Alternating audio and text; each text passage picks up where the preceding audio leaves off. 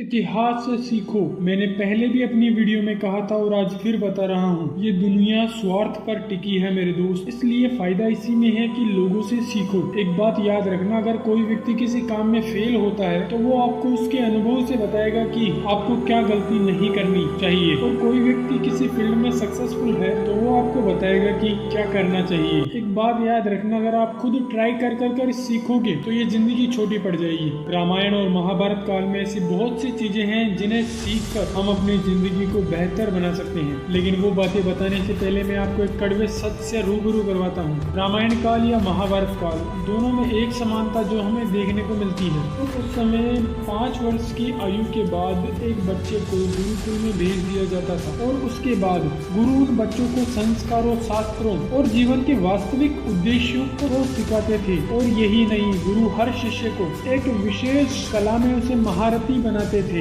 इसलिए आज हमें सुनने को मिलता है कि अर्जुन से बड़ा कोई धनुर्धारी नहीं था, राम से बड़ा कोई न्यायवादी शासक नहीं। ऐसे हजारों एग्जाम्पल हमें मिल जाएंगे। और सबसे बड़ी बात, गुरु उस समय व्यवसाय का कार्य नहीं करते थे। वे अपने शिष्यों को उचित शिक्षा देते और उन्हें युद्ध कला में निपुण करने के बाद ही अपनी गुरु दक्षिणा लेते थे। और गुरु दक्षिणा देना भी शिष्य के ऊपर छोड़ देते थे। जो शिष्य देता था उसे सहज स्वीकार कर लेते थे। उस समय के शिष्य भी कम नहीं थे। वे अपनी शिक्षा, वे अपने संस्कारों का वास्तविक परिचय देते थे। लेकिन आज के सिस्टम में क्या है, आप स्कूल जाओ, कॉलेज जाओ, फिर भी गंवारों की तरह जो मुंह में आए उसे बिना सोचे समझे निकाल देते हो। इसमें आपकी गलती नहीं है, आप तो वही कहोगे जो आपने सीखा है। इसमें गलती हमारे एजुकेशन सिस्टम की है, जो लर्निंग पर कम और अर्निंग पर ज़्यादा फोकस करता है। इस एजुकेशन सिस्टम में ज़्यादातर लोग पैसों के लिए बच्चों का भविष्य बर्बाद कर देते हैं। शिक्षा के नाम पर आज इस दुनिया में व्यापार होता है। यहाँ शिक्षा कम और बेरोजगारी ज़्यादा मिलती है। आज आप खुद देखिए, हर साल लाखों विद्यार्थी शिक्षित होकर बेरोजगार बने फिर रहे हैं। बड़ी बड़ी डिग्रियाँ हासिल करने के बाद भी उन्हें कोई 20 से 25 हजार की नौकरी देने तक को तैयार नहीं। ये गलत है। शिक्षा का उद्देश्य यह होना चाहिए कि जिस संस्था से आप शिक्षित होकर आ रहे हैं वह संस्था सिखाए कि आपको जीवन में आगे क्या करना है। अगर आप किसी भी फील्ड में महारत को हासिल करना चाहते हो तो उस फील्ड की रिक्वायरमेंट क्या है वो आपको पता होनी चाहिए। आपको किन किन चुनौतियों का सामना करना पड़ेगा। शिक्षा का उद्देश्य केवल नौकरी पाना नहीं है।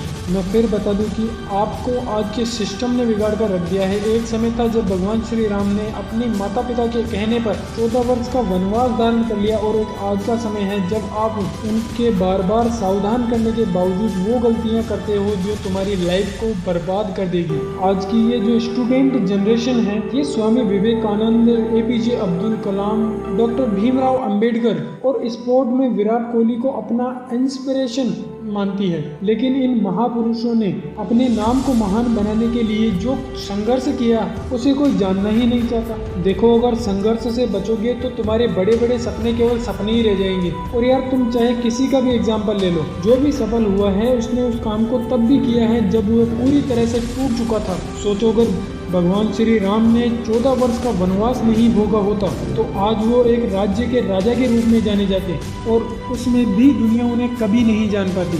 लेकिन 14 वर्ष के वनवास को पूरा करने के बाद आज दुनिया उन्हें जानती ही नहीं बल्कि मर्यादा पुरुषोत्तम श्री राम के नाम से जानती है।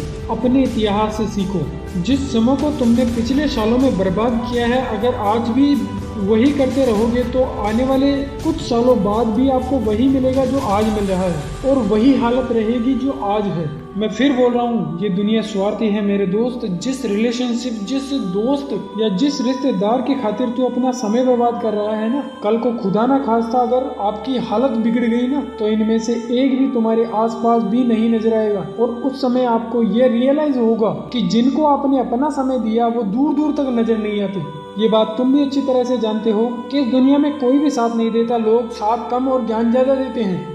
आप इतिहास से ये बात सीख सकते हो कि कई मंत्रा की संगति से राम को 14 वर्ष का वनवास दिलवा दिया। सीखो इतिहास से कि आपकी संगति में कौन मंत्रा का कार्य कर रहा है। सुधार लो अपने आप को, वरना कहीं के नहीं रहोगे। समस्या सबके सामने होती है, डिपेंड आप पर करता है कि आप केवल समस्या को समस्या समझोगे या उसका सॉल्यूशन भी ढूंढोगे। और आपका हौसला बढ़ाने के लिए मैं कुछ लाइनें लास्ट में कहना चाहूँगा। मुश्किलें दिल के इरादों को आजमाएगी, ख्वाबों और सपनों को अपनी नज़रों से हटाएगी। गिर कर भी तुम्हें उठना है ए दोस्त, क्योंकि ये ठोकरें ही तुम्हें चलना सिखाएगी। धन्यवाद।